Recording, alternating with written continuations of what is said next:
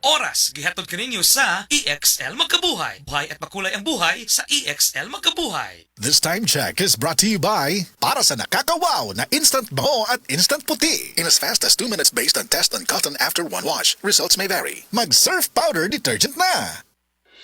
The original Koi Herbal Capsule. Ako di ay si Malu Tundag, taga Barangay Lorega. So ang tig-inuman yun aning koy, kaya ang akong mama o ang akong bana. Kay para magud nila mas lagsik sila sa pang-adlaw-adlaw nga pambuhaton. Especially akong mama senior na rin akong bana kay trabaho siya taga-adlaw. Mas nindot ilang pamati kung makainom sila og koy. Then at the same time, ang ilahang dugo, maintain ra siya. Dili siya yung ma-high blood niya. Di pud siya maka-feel nga mura kay diabetic sila. Kuha na gid ang iyahang kanang pamati sa koy, mas lagsik yun siya. So di man sila maintenance pero supplement gid siya para sa maayong panglawas. Wala sila rin namugkulong sa may mga pamati na nila. The usual nga bugat ilang lawas sa tungod sa pag-adlaw-adlaw nga kuan din kanang sa katigwango na pud sa mga senior kanang mga bukog-bukog. Mas nindot gud kung makainom sila og koy na product. Daghang salamat sa the original Koi Herbal Capsule. The original Koi Herbal Capsule. This newscast is brought to you by San Miguel Pale Pilsen, the true global Filipino beer. Nakakaproblema sa paglibang? Mag-inom sa Super Fiber, the fast-acting colon cleansing product approved by the FDA Philippines. Garantisado nga epektibo. Sa duhang tudbalo ka oras, imo na mapagawas ang higko ka makahatag ubas tautan ug makamatay nga sakit. Ang hugaw nga colon, ang una nga silent killer. Death begins in the colon. Mag-Super Fiber. Mas makita natong mayong resulta kung ato ubanon sa pag-inom ang Life Extension Vitamin D3 kag Super Fiber. Para sa himsog kag maayong digestion, mag-inom kada adlaw sang Super Fiber. Mapalit sa mga butika. Nibalik na ang pinakauna nga kape nga na ay vitamin D3. Karon, Vita D Plus Coffee Mix na ay reishi mushroom ug mangosteen fruit extract pa. Ang healthy nga kape ug humot ug lami kaayo. Vita D Plus Coffee Mix. May kape na ka, may vitamin D3 pa ka. Mapalit sa mga butika. That news was brought to you by ACS Manufacturing Corporation, ISO certified world-class quality.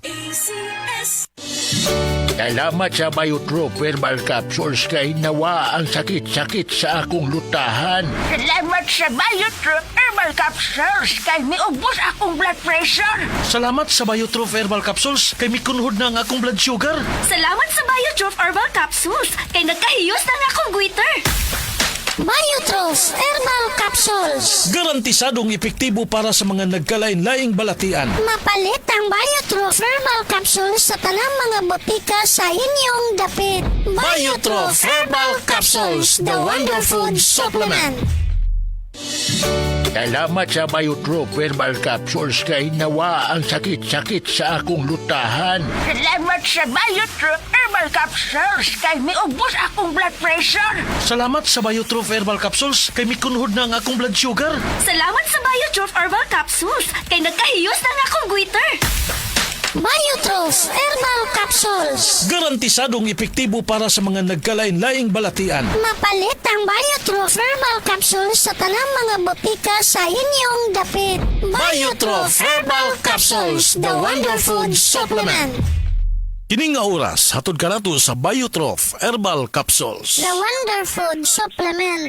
That portion was brought to you by Lady's Choice Mayonnaise. Make every dish may-amazing with Lady's Choice. Express love naturally gamit ang honeymoon tea. Aduna kini natural nga herbal nga makatabang aron mapagawas ug mapadayag nimo ang imong gugmas sa natural nga paagi. Bukaw ni ini ang kainit sa imong pagbati ug sa matag gabi na ay honeymoon permi. Ang honeymoon herbal tea mapalit sa mga suking butika sa kantidad nga 90 pesos per sachet SRP. Makita kini sa Mercury Drugstore, Watson's, South Star, DGP, Generica ug uban pang butika. Ayaw si Piata pagpaminaw sa balitang yutahon sa Sieti, ang inyong mga kabukiran, inyong kaugmaon, ang among focus, kaugalingong yuta para sa bukas na masagana. Dinhilang sa balitang yutahon sa Sieti, matag Sabado alas 5 sa hapon hangtod sa alas 5:30 sa hapon, makita usab sa DYHPR Limen Cebu Facebook page. Para sa uban pang updates, i-like, follow ug share ang official DAR Facebook, Instagram ug YouTube accounts nga at DarGovPH Official sa Facebook DAR 7 Central Visayas o sa official DAR website www.dar.gov.ph.com. Hatod ka ninyo sa Department of Agrarian Reform. Si Gemma Libahan, diabetic ug nag-insulina. Apan, miubos ang iyang asukar sa dugo tungod sa iyang pag-inom sa Sid Panyawan Coffee Mix. As in, dako yung tabang Sid Panyawan coffee sa karon kay sige na ako padayon og inom, nagababa na gyud siya. Nibaba siya og 145 karon gani 143 na lang siya. Gemma Libahan, taga Jensan. Mag-16 ako karong June. Sid Panyawan Coffee Mix produkto gikan sa Sid Marketing Incorporated. Ni ay nindot nga balita gikan sa Go Abroad Visa Processing Services. Tarang Bisaya nga gusto nga molarga sa Germany, Spain, Switzerland ug Canada. Dunay final interview dinhi sa Sugbo, Bohol ug San Carlos City, Negros Occidental. 300 ka mga applicants ang pilion. Ang mapili sa interview dapat magpa-medical exam dayon. Mo ni ang schedule nga ipagayon sa mga interviews. January 6, 8 a.m. San Carlos City, Negros Occidental. Sa Palau Hotel Function Hall, Luxin Street, corner Borgo Street, San Carlos City, Negros Occidental. Register at this link. signup.center/2HH508.cc. January 8, 9 a.m. Cebu City. 15th floor, the Excel Shore Tower, 168 R. Duterte Street, Banawa, Barangay Guadalupe, Cebu City. Register at this link. signup.center/2HHF06.cc. January 9, 8 a.m. Talisay City, Cebu. Second floor, Activity Center Star Mall, Talisay City, Cebu. Register at this link. signup.center/2HHH6.cc. January 9, 2 p.m. Minglanilla, Cebu. Andrew World Conference Center, Belmont 1, South Road, Minglanilla, Cebu. Register at this link. signup.center/2HI2A6.cc. January 10, 10 a.m. Mandawi City, Cebu. 4th floor, Activity Center, Pacific Mall, Mandawi City, beside DFA Regional Office 7. Register at this link. signup.center/2HI505.cc. January 10, 4 p.m. Lapu-Lapu City, Palermo Hall, Gaisano Capital Mactan Convention Center, ML Quezon Highway, Paho, Lapu-Lapu City, Cebu. Register at this link. signup.center/2HI785.cc. Alang sa dugang kasayuran na pangutana, tawag ni Emmy sa 0910-152-6747. Sa mga workaholic, epektibo ang atong Paragis Bila-Bila Herbal Coffee. Sama na lang ni Roland De La Cruz na taga Mati, Davao. Roland de la Cruz sa Porok Isla, Barangay Central. Porok President. Anong ganahan man kay ka sa kape? Sa Bila-Bila Coffee, laskig ang imong lawas o mayo ang imong lihok. Basta laskig niya kondisyon, makalihok pag may sa trabaho. Kung di ka kainom, mura magluya na ka? Murag luya-luya. Lahi ra gyud. Tungod kay nindot gyud ang Bila-Bila Coffee. Kini ginama sa GFMQ Marketing kay sa Paragis Bila-Bila. Dili na ka mag-agwanta pa.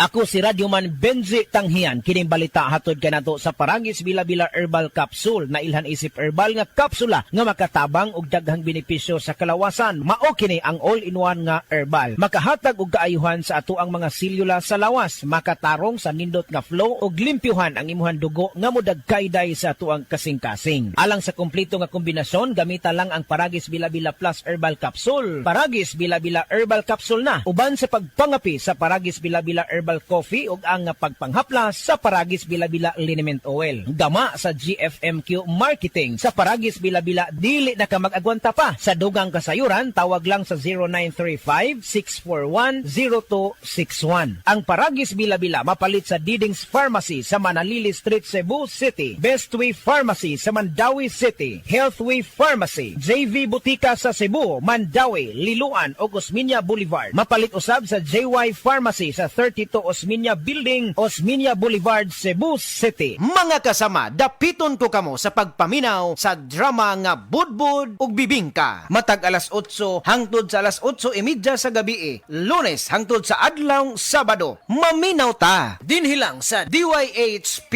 RMN Cebu. Sukang puti sa suan palam. Camel, sukang puti, maunag yun imong mapili. Camel, sukang puti sa suan palam. Camel, sukang puti, ani-ana ang sekreto sa Nagdala og dakong papel sa atong kahimsog og panagway ang saktong pag-atiman sa panit. Kung gusto nimo og saktong partner sa pag-atiman sa imong skin, gamita ang SED Celebrity Kojic Soap. Ang SED Celebrity Kojic Soap dunay goat's milk, olive oil, kojic acid extract, papaya extract ug vitamin E. Tanggalo niini ang acne, pimples ug dark spots sa atong panit.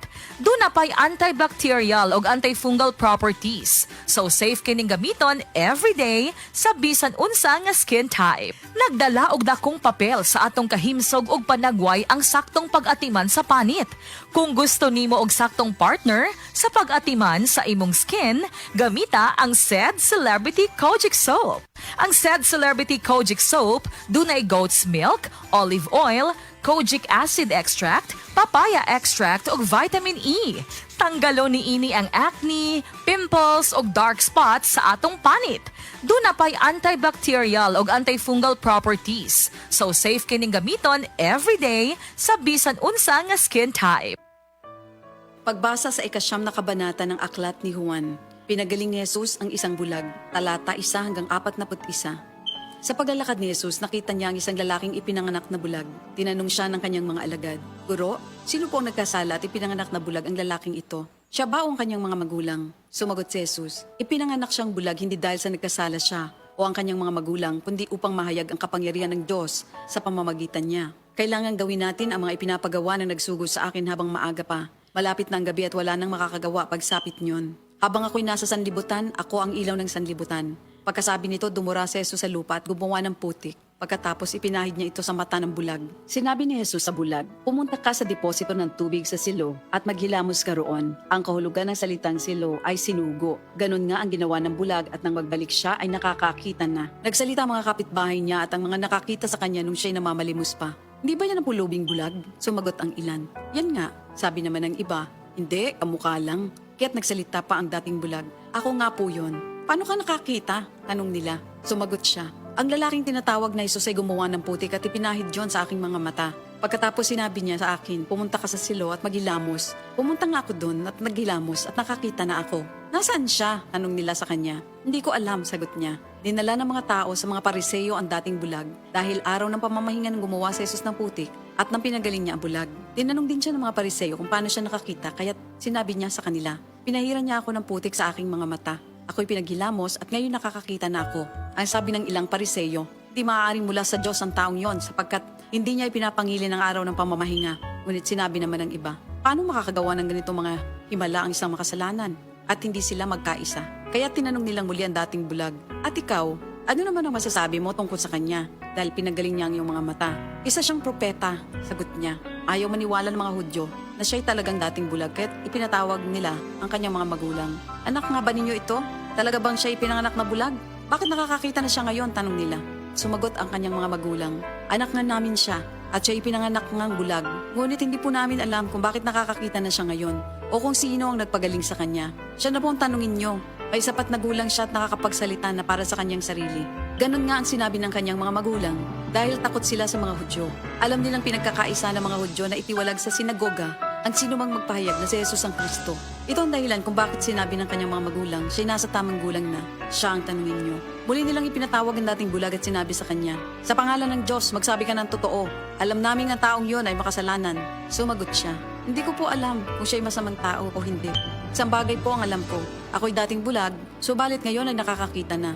"Anong ginawa niya sa'yo? Paano niya pinagaling ang inyong mga mata?" tanong nila. Sumagot siya, "Sinabi ko na po sa inyo at ayaw naman ninyo akong paniwalaan. Bakit gusto ninyong marinig muli? Nais ba ninyong maging alagad din niya?"